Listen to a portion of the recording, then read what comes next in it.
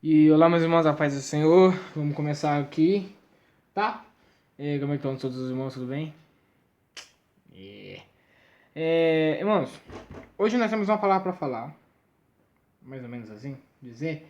Nós vamos dizer uma palavra hoje, nós vamos dizer a palavra de Oséias 13. Eu peguei dois versículos aqui apenas que eu queria mencionar para vocês, que é Oséias 13, 6 e Oséias 13, 9.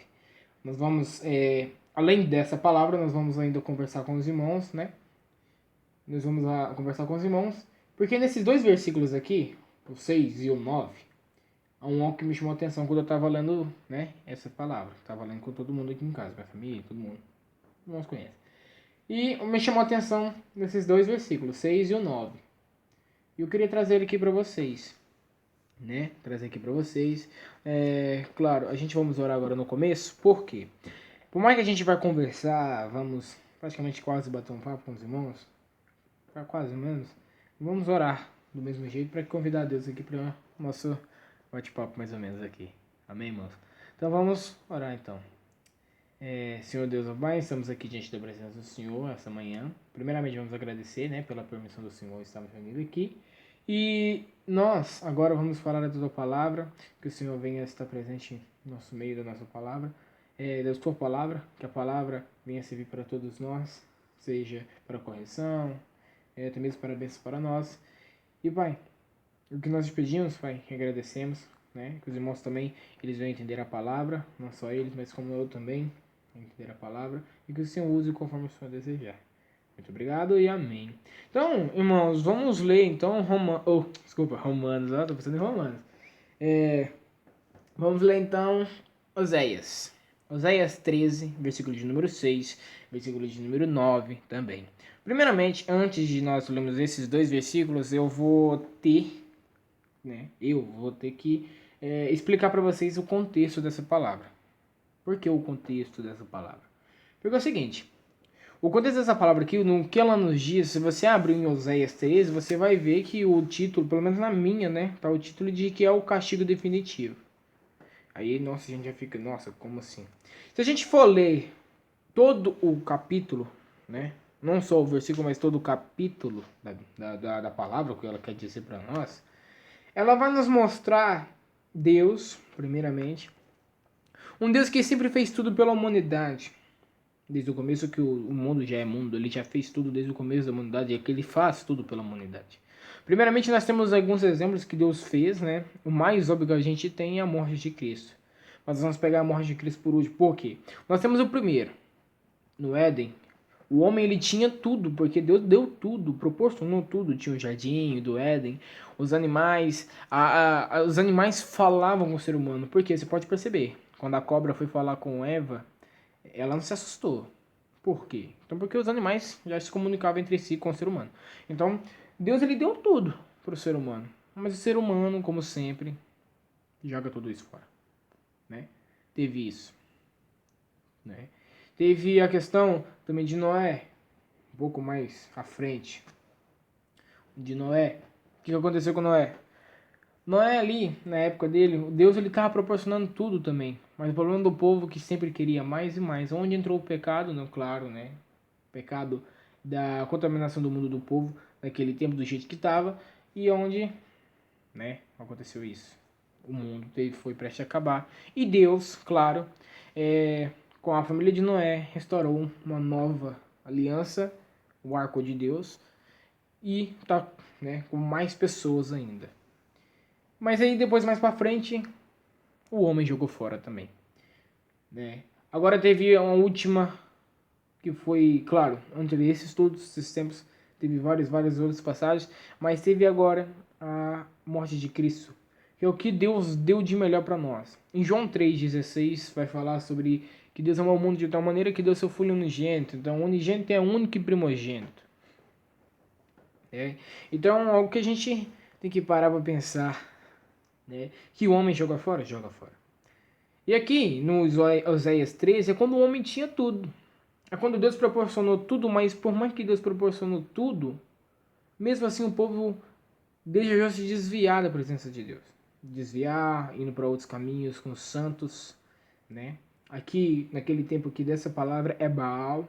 ainda existe hoje? Existe, mas com outros sons, diferente. Então, os santos, existia que o povo adorava os santos de uma maneira que não era, né, do jeito que era para adorar. Na verdade, que de uma maneira que o povo sempre adorava, que não precisava, não precisa de a gente adorar outros deuses santos. Para quê? E por isso que nós estamos falando. O versículo de número 6 vai falar num tempo que o povo vivia no deserto, no momento que Deus libertou o povo, e no momento que Deus proporcionou tudo para o ser humano. Proporcionou tudo para o homem. Quando estava no deserto. Vamos ler? 6. Quando tinham pasto, eles se fartaram. E uma vez fartos, ensoberbeceu-lhes o coração. Por isso vocês esqueceram de mim. É uma das palavras-chave que eu quero dizer. É uma dessas. Porque as pessoas elas se ensoberbeceu com os pastos verdes, né? Claro, os pastos tinham pastos, ou seja, elas tinham que comer naquele deserto. Se fartaram, ou seja, eles comiam e fartavam. Mas em uma vez fartos, ensoberbeceu-lhes, ou seja, eles achou que aquela fartura vinha deles, ensoberbeceu-lhe o coração e esqueceram de Deus. O que muitas vezes acontece hoje no século que a gente vive é mais isso. Muito isso, muito, muito, muito. Hoje, se Deus ele dá algo para a pessoa já esquece de Deus, ensoberbeceu, né? Ela vai ter a soberba nela e vai esquecer de Deus. O que mais a gente vê é isso. Muito, é isso. Então, hoje isso é algo que a gente tem que parar para pensar, que a questão é a seguinte: foi Deus que nos deu tudo. Foi Ele que nos deu. Então, por que a gente vai se ensoberbecer? Não precisa ter essa questão de soberba, subir, né, a cabeça e querer levar. Não é nós que fazemos o algo, não é nós que temos o algo. Sim, Deus. Deus que nos dá, proporciona. Por isso que o versículo 6 foi o que mais me chamou a atenção na palavra, que fala que eles tinham pastos, ou seja, Deus proporcionou pasto para eles, Deus proporcionou fartura para eles, mas uma vez fartos, ou seja, uma vez fartos, não existe duas vezes que você vai ficar farto, não existe duas vezes que você vai se ensoberbecer, não existe duas vezes que você vai agradecer, é só uma vez. É só uma vez que você erra e só uma vez que você cai. Então, ou seja, aqui a pessoa quando fez isso, ensoberbeceu e o coração, né? Ainda mais o coração. A palavra, quando nós falamos, a Bíblia ela nos mostra muito sobre o coração. Sobre o coração. Por que o coração? Porque o coração é algo de intimidade com Deus. Né? É algo de intimidade com Deus. Não é algo de intimidade com Deus. E ele sempre vai mostrar a nós o coração. O coração. Coração. Por isso que Deus fala pra gente guardar a palavra no íntimo. O íntimo nosso não é aqui em cima, não é a mente, é o coração. Então, ou seja, o que nós devemos fazer é guardar a Deus no coração. E quando isso, a soberba entra, a vaidade entra, ou seja, uma lei não entra no coração, significa o seguinte, que você não estava pronto para poder, não estava pronto nenhuma hora, não estava vigiando nenhuma hora. E o maligno vem e arrebata. Uma das palavras das sementes, né? Então, ou seja, isso é o que acontece muito hoje. Por isso que me chamou a atenção. Por causa disso. Que as pessoas hoje, no mundo que nós vivemos, às vezes é preciso chegar a ouvir alguma coisa ruim com as pessoas, algumas coisas ruins com as pessoas, para as pessoas cair, ou seja, cair a cara e voltar ao que era antes, voltar ao Senhor. Nós devemos aprender algo. Isso aí para todos, né? Para todos nós. Que quem faz, quem manda é Deus. Eu não posso fazer nada. Isaías 43, versículo de número 13. Aí temos lá a parte A e a parte B. Vocês já ouviram falar, nós já falamos sobre essa palavra. Lá fala que ainda antes que houvesse dia, eu sou. Ou seja, ainda antes que houvesse dia, houvesse a luz do sol, houvesse luz, houvesse tudo isso que você vê, eu já era. Eu já existo. Aí diz a parte B, não há ninguém que possa livrar-se das minhas mãos. Agindo eu, quem impedirá? Ou seja, ele fala, não há ninguém que pode livrar das mãos de Deus. Agindo eu, ou seja, agindo Deus, quem vai impedir? Ninguém vai impedir. É uma dessas palavras bonitas também. O versículo de número 9 fala sobre o erro. Quem erra? É Deus ou é você? É eu mesmo. Aqui, ó. A tua ruína, ó Israel, vem de ti, e só de mim o teu socorro. Ou seja, o erro, ele vem de mim. Ou seja, se eu erro, o erro ele vem de mim, não vem de outra pessoa. Ele vem de mim, porque fui eu que errei. Mas o socorro vem de quem? Vem de Deus. Só a Deus nós podemos se chegar e a salvar. A salvação há. E uma dessas frases que eu quero trazer hoje para você, uma frase que é mencionada aqui, né? Território meu aqui mais ou menos. Que é sonhe com o que o dinheiro não pode comprar. Uma dessas frases que me chamou mais atenção foi o sonho com o que o dinheiro não pode comprar. Eu pergunto para você, qual que é o sonho? Não seu, pode ser seu, nosso. Que o dinheiro não pode comprar. Qual que é o sonho que nós não podemos comprar? A salvação. É o exemplo mais claro e o exemplo mais que primeiro exemplo que a gente tem? É, claro. É o sonho que o primeiro exemplo que a gente tem é a salvação. Nós não podemos comprar a salvação, nós não podemos comprar o poder do Espírito Santo. A Bíblia nos mostra pessoas que queriam, né, comprar poder do Espírito Santo. Se nós abrirmos lá em Atos 8, 18, 19 e 20 vai falar sobre Simão. Não é o Pedro que a gente conhece, mas Simão o mágico. Simão o mágico. Vai falar que Simão ele ficava tanto apreensível, não apreensível, mas ficava impressionado com aquilo que os apóstolos faziam, que eles impunham a mão e o espírito imundo saía, onde o pessoal queria comprar, né, aquilo. Queria comprar a unção do Espírito Santo. Isso nós não podemos fazer, isso não tem como a gente fazer. Por isso que essa frase, sonhe com o que o dinheiro não pode comprar, eu acho muito bonita ela, porque sonhe com o que o dinheiro não pode comprar. O que o dinheiro não pode comprar? A salvação.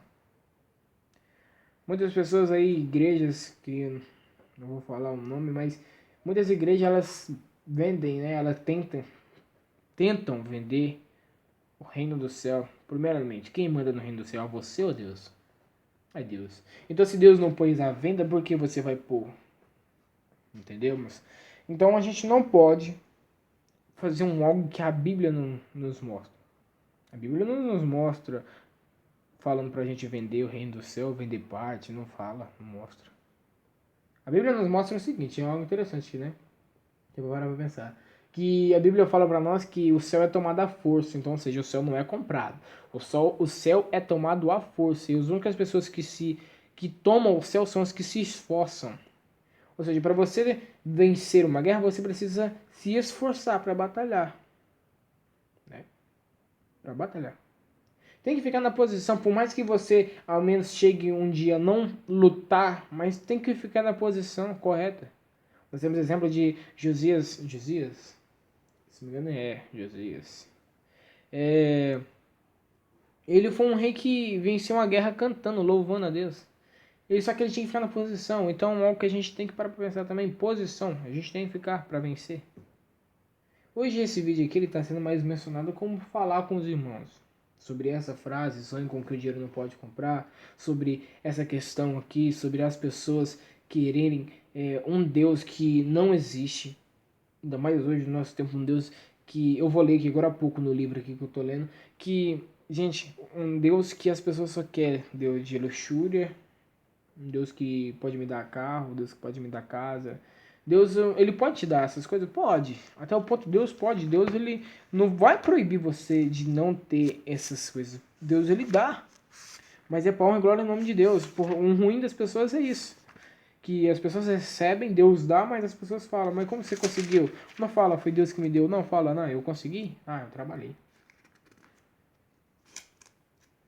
Meu Deus. Então eu tô errado. Atos 8, 18. Nós vamos ler o versículo 18, 19 e o 20. Vai falar. 18. Vendo, porém, Simão, que pelo fato de imporem os apóstolos as mãos era concedido o Espírito Santo, ofereceu-lhes dinheiro. Ofereceu-lhe dinheiro para comprar o entendimento do Espírito Santo, o poder do Espírito Santo. Ofereceu dinheiro para comprar. Vamos ler o 19. Propondo. Concede-me também a mim este poder, para que aquele sobre quem eu impuser as mãos receba o Espírito Santo. No 20, Pedro já responde. Pedro, porém, lhe respondeu: o teu dinheiro seja contigo para a perdição, pois julgaste adquirir por meio dele o dom de Deus? Aí aqui, quando eu vou ler na minha tradução aqui embaixo, vai falar assim, dinheiro. Nenhum dom divino pode ser adquirido com dinheiro. Nenhum dom divino pode ser adquirido com dinheiro. Nenhum dom pode ser adquirido com dinheiro. Nenhum dom. Nenhum. Põe isso na cabeça. Não é você que faz a obra, não é eu que faço a obra, não é o fulano que faz a obra, é Deus. Algo também que a gente tem que pôr na nossa cabeça que eu até escrevi, que nós não podemos levar crédito pelo trabalho de Deus. O que é levar crédito? Crédito é mais ou menos, não podemos levar, por exemplo, se Deus fez a bênção naquele homem, curou o homem, eu não posso falar que eu que curei, por sendo que foi Deus que curou. Muitas pessoas falam que Moisés abriu o mar vermelho. Não, Moisés não abriu o mar vermelho. Deus abriu o mar vermelho através de Moisés. Moisés foi só um instrumento usado. Então, não tem isso que o homem é superior a Deus. Não. Não tem isso. O homem não é superior a Deus. É igual benção. Quando nós vamos pedir a benção a pai, a mãe, quando a gente vai dormir, fala, benção, pai. Deus abençoe. Muitas pessoas ela colocam na mente assim, eu vou pedir bênção para o meu pai me abençoar. Não. O meu pai ele não tem poder maior que Deus para abençoar. Mas ele está falando, Deus te abençoe. Ele não está falando, eu te abençoo. Então ele colocou Deus acima dele, que por mais que ele é pai, né? Pai. Ele colocou Deus acima dele para abençoar. Então, ou seja, muitas pessoas ela colocam como que a benção seria uma benção para ele mesmo. Eu posso fazer então o que eu quiser. Não é bem assim. Nós não podemos então levar crédito pelo trabalho de Deus. A Bíblia também nos lembra pessoas que mais ou menos levaram crédito, queriam levar o crédito pelo trabalho de Deus. Mas pagaram bem mal, se deram mal.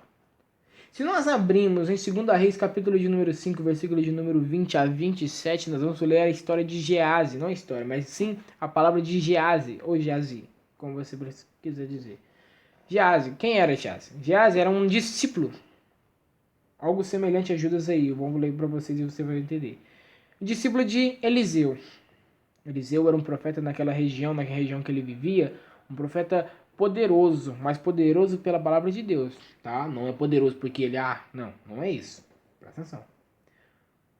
Um profeta ali na casa de Deus, ele era um profeta de Deus, enviado por Deus para falar das pregações, né, pro pessoal. Então, Geazi era um discípulo dele. Aqui nessa passagem que nós vamos ler agora, vai falar sobre um homem chamado Naamã. Aqui nós vamos falar sobre Geazi pega a lepra de Naamã. Se você já é uma pessoa estudiosa, gosta de estudar a Bíblia, você vai saber quem é Naamã. Se você não sabe quem é, Naamã é um rei, não? É um comandante assírio, ou seja, um cara que comandava o exército assírio, bem grande. Eu vi falar que mais ou menos cerca de 100 homens ele comandava. Um comandante assírio, o cara comandava, então o cara era bem, não posse, mas o cara era bem de patente, ou seja, o cara tinha que mandar, ele tinha bom comandante, ele era um comandante, então ele tinha que mandar algumas pessoas, ele tinha um bom partido, mais ou menos, ele tinha um bom poder. E quando ele ganhou lepra, para ele, né, já foi algo meio que ruim. Mas quando ele chegou até Eliseu e Deus mandou ele fazer algo através de Eliseu, que foi mergulhar no Rio Jordão, que naquela época era o rio mais sujo que tinha. Por exemplo, hoje se nós vamos falar mais ou menos como se fosse o rio Tietê, assim, mais ou menos. Mergulhar ali 7 vezes. 7. E na 7ª vez que ele sairia curado da lepra. Naamã, né, pelo começo ele se achou meio injusto, porque ele falou, aí eu venho aqui de tanto tempo, ele nem sai para fora, ele manda logo o seu servo, ou seja, manda mais ou menos o seu discípulo, que foi Geazi, que falou sobre essa questão para ele, e ele fala, eu vou ter que fazer isso, onde, né, depois de algum tempo, não depois de muito, mas depois de algumas horas, assim, mais ou menos, ele vai e faz. E a lepra dele é curada. A lepra dele é curada. Isso aí nós tiramos dois exemplos maravilhosos. Não, um exemplo não é maravilhoso. Que é... Não, dois, sim. Que é... Não importa para Deus a patente, não importa para Deus o comando, se é comandante, não importa para Deus se é servo, não importa para Deus. Deus trata todo mundo iguais. Mas basta reconhecer o erro. E também sobre a questão de orgulho. Naamã, por mais que ele era um comandante, ele era muito orgulhoso. E por ele ser orgulhoso, ele teve que mergulhar no rio mais sujo daquela cidade, onde o orgulho dele foi substituído por humildade. No livro de Paulo, não no livro, mas na Bíblia, nos livros que Paulo escreve, um dos livros que mais ensina para nós sobre a humildade de Paulo ser, ou seja, a avareza, não a avareza, mas sim a soberba de Paulo ser substituída por humildade, é o livro de 2 Coríntios. O que vai nos explicar sobre isso é lá, muito, espinho na carne. É lá que vai nos explicar. Então foi orgulho substituído por humildade. Foi o que aconteceu com Naamã. Agora nós vamos ler 2 Reis, capítulo de número 5, versículo de número 20, versículo de número 20 até o 20 e 27. Amém? Então vamos lá. Geazi, um moço de Eliseu. Algumas bíblias está discípulo, mas é moço também. Moço de Eliseu, homem de Deus, disse consigo: Eis que meu senhor impediu a este Ciro, né? Naamã, que da sua mão se lhe desse alguma coisa do que trazia. Porém, tão certo como vive o Senhor, hei de correr atrás dele e receberei dele alguma coisa. Então, Geazi, ele falou assim, ele tava ao pensar, o que o cara falou, hein? Ele falou, ó, eis que o meu Senhor impediu a este Ciro, ou seja, eis que o meu Senhor curou esse Ciro. Então, ele achava que era necessário ganhar alguma coisa através dessa cura. Vamos 21. Então, foi Geazi em alcance de Naamã, Naamã, vendo que corria atrás dele, saltou do carro ao encontrá-lo e perguntou, vai tudo bem? E ele respondeu, tudo vai bem, meu senhor. Tudo vai bem. Meu senhor me mandou dizer, eis que agora mesmo vieram a 2 jovens dentre os discípulos dos profetas da região montanhosa de Efraim. Dá-lhes, pois, um talento de prata e 2 vestes festivais. Disse Naamã, se é servido tomar 2 talentos, estou com ele e amarrou 2 talentos, ou seja, instou ele 2 talentos e amarrou, né? Talento de prata e 2 de sacos, e 2 vestes festivas, pô-lo sobre 2 dos seus moços, os quais o levaram adiante dele. Tendo ele chegado ao outeiro, tomou-o das suas mãos e depositou na casa, e despediu aqueles homens que se foram. Ou seja, o cara ele foi até o general, vamos falar general, o comandante, no meio do caminho, ainda mentiu, inventou uma mentira, falando que ainda vinha 2 jovens, ainda enviados, discípulos que vieram de Efraim, pediu ainda então 1 talento de prata, né? Pediu dinheiro, e também vestes festivas. Festivais, né? Na verdade, festivais. Umas vestes caras. E o 24, né? Não, 25. Aí fala, ele porém entrou e se pôs diante do Senhor, perguntou-lhe Eliseu, de onde vem, Geazi? Respondeu-lhe ele, teu servo não foi a parte alguma, ou seja, já mentiu para o profeta de Deus. Porém ele lhe disse, porventura não foi contigo em espírito quando aquele homem voltou de seu carro a encontrar-te? Era isto a ocasião para tomares prata e para tomares vestes, olivais e vinhas, ovelhas e bois, servos e servas? Portanto, a lepra de Naamã se pegará a ti e a tua descendência para sempre.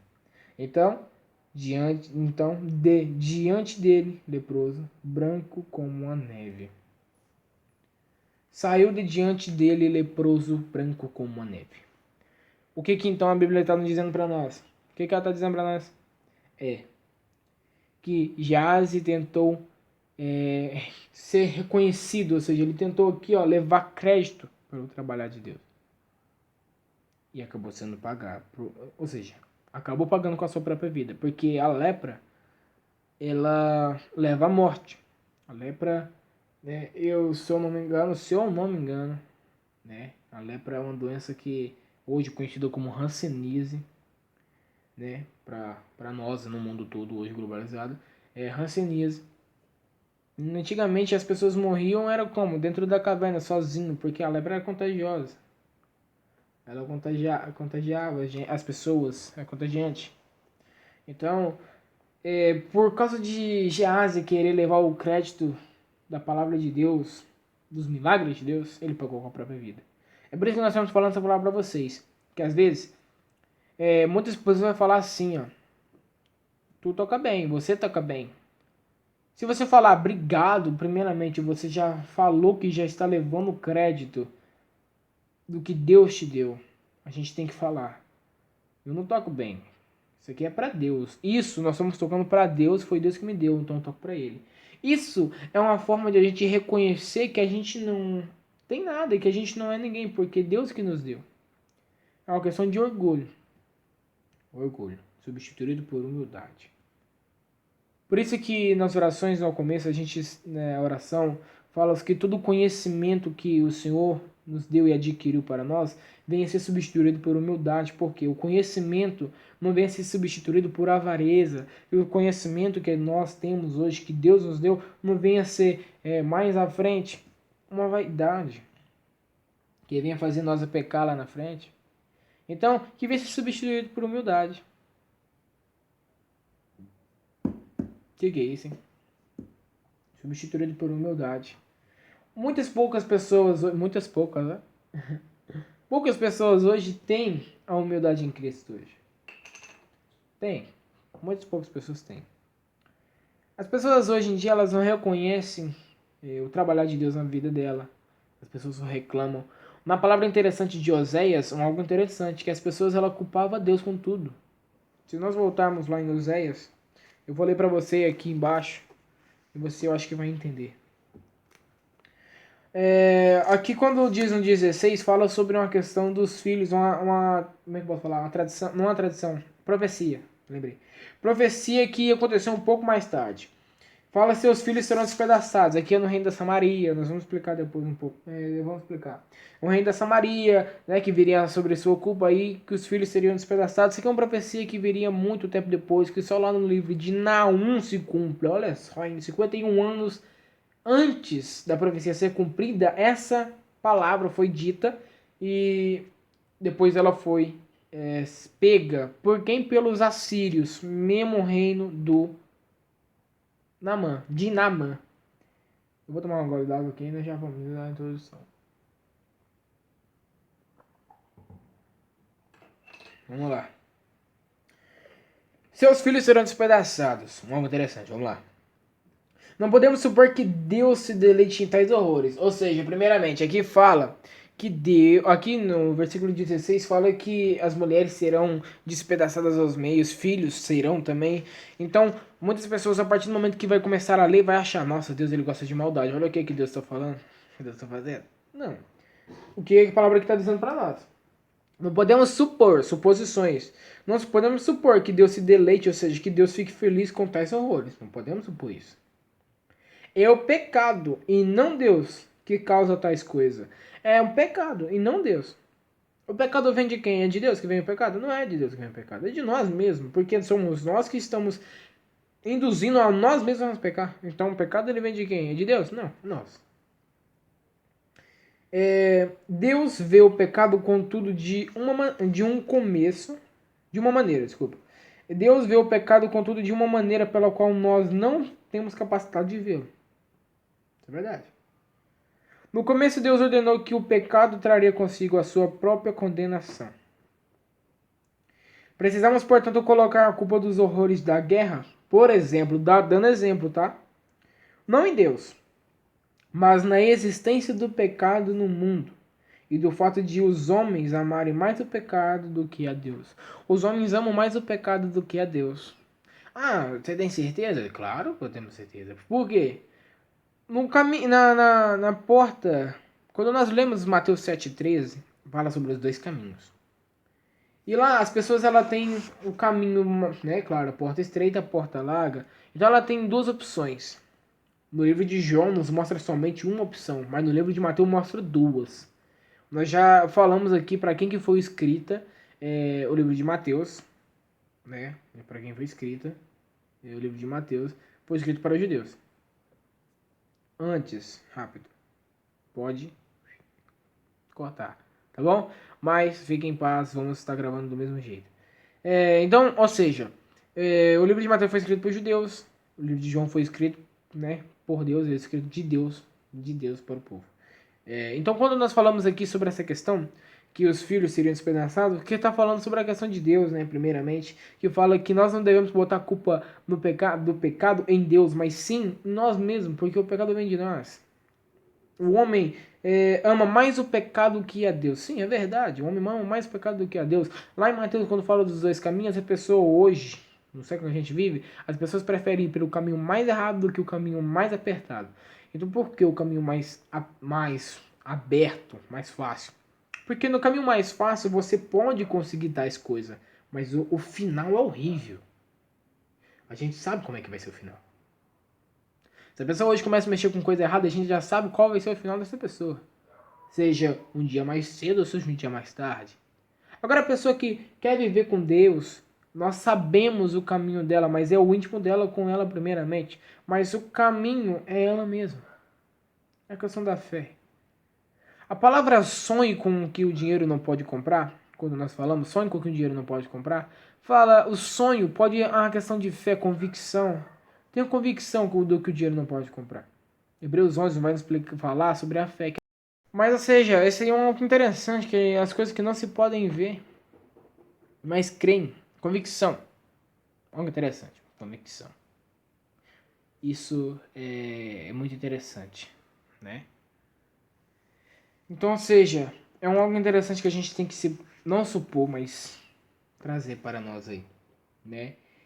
Ou seja, então quando fala sobre essa questão de convicção, sonho com o que o dinheiro não pode comprar, fala de fé, tenha fé, irmãos, com aquilo que o dinheiro não pode comprar.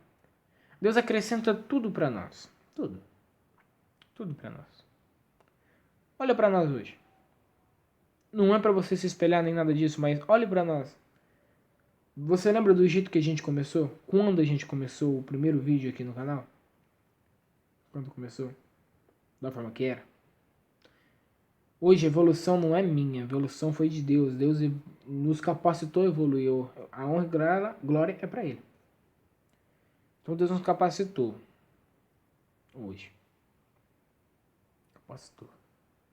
E quando nós hoje vemos os vídeos passados, tá? Vemos os vídeos passados, a gente vai olhar e fala, meu Deus, olha como é que tá hoje. Mudou, completamente mudou.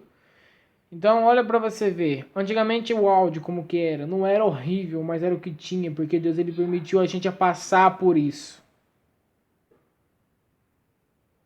Deus ele permitiu nós a passarmos por isso. Né? Deus permitiu e assim nós vamos passando. Cada dia a gente tem que viver um dia a dia a outro. Tá? Dia a dia. Tá? Irmãos, eu vou ler só a última palavrinha aqui que eu tenho que dizer e nós já vamos encerrar, tá? Para agradecer. Espero muito que vocês tenham gostado do vídeo, porque hoje foi algo que a gente... qual foi o contexto, Bruno, dessa palavra? Eu tô até com um livro aqui, irmãos, que eu tô dizendo sobre estudo das histórias dos romanos. O que tem a ver? Gente, hoje nós estamos conversando um pouco, porque nós estamos conversando sobre o mundo que a gente vive hoje, o mundo que a gente está vivendo hoje, que está hoje, o jeito que está, o povo vivendo no dinheiro, em plena corrupção, o povo vivendo hoje em plena luxúria, dentro das igrejas, fora das igrejas. Então, a gente está vendo que o mundo nosso está indo só por água abaixo, está indo fundo.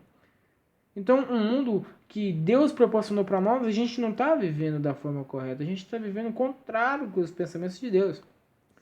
Aqui no livro que eu estou lendo de João, um livro bom, viu, gente? Um livro bom, maravilhoso. Vai falar que o Deus amoroso quer se relacionar conosco. Gente, o Deus amoroso quer se relacionar conosco. O Deus nosso mesmo quer se relacionar conosco. O Deus mesmo, ele quer. Ele quer que você tenha intimidade com Ele, converse com Ele, fale com Ele todos os dias, ore com Ele, fale, pregue, louve com Ele também, aprenda louvores, porque é isso que Deus quer. Nessas passagens aqui que eu vou dizer, vai falar sobre o seguinte: conseguimos perceber a importância do estudo desse evangelho, ou seja, do evangelho de João, pelo fato dele nos mostrar Deus revelado na pessoa de Jesus Cristo. Num tempo como o nosso, conhecemos que quem é o verdadeiro Deus é fundamental. Ou seja, no tempo que nós vivemos hoje, nesse tempo que a gente está vivendo hoje, o Itamir Neves aqui, quando ele escreveu, postou esse vídeo, foi bem recente mais ou menos, mas hoje, o que está falando essa palavra aqui? Ó? Num tempo como o nosso, conhecermos quem é o verdadeiro Deus é fundamental. Ou seja, nesse tempo que a gente está vivendo hoje, conhecer o verdadeiro Deus é fundamental. Por quê? Eu vou falar.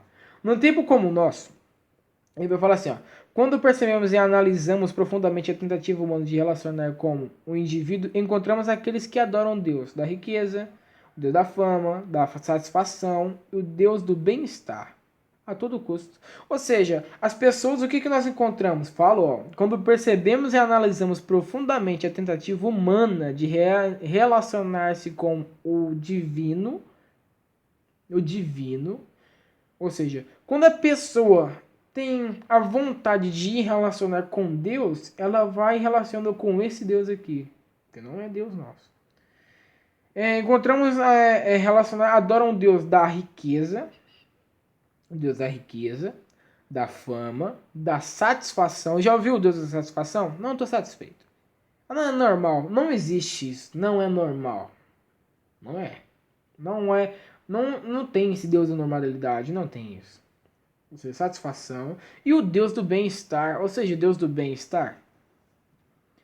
Primeiramente, presta atenção. Quando você vira evangélico e começa a acreditar nas palavras de Cristo, a gente começa a passar provação. Cadê o bem-estar? Bem-estar, primeiramente, já som. Por quê? Porque o Satanás, por que é algo interessante? Cortei até um pouquinho do assunto, mas é algo interessante. As pessoas falavam assim, por que o povo lá de fora fica mais feliz, ele sempre está feliz, cantando, sorridente, e nós aqui dentro da igreja não vive isso? Presta atenção. O mundo lá fora já é do maligno, mas quem está dentro da igreja já é de Deus. A gente vive felicidade com Deus também. A gente ri, a gente alegra, a gente sorri, a gente canta. Não faz isso, a gente não dança também? Gente, a gente não ri aqui? Fala, você não ri. Ah, vai falar que não. A gente ri também, gente. A gente se alegra. Tá? A gente se alegra. O Deus do bem-estar, que ele está falando aqui, é um Deus que não tem. Presta atenção. Deus, ele é bom. O tempo todo. E o tempo todo Deus é bom, sinto certeza. O Deus do bem-estar, Deus primeiramente, quando a gente está, o bem-estar, a gente não tem. Porque eu tô bem aqui agora, mas as provações elas estão sempre vindo.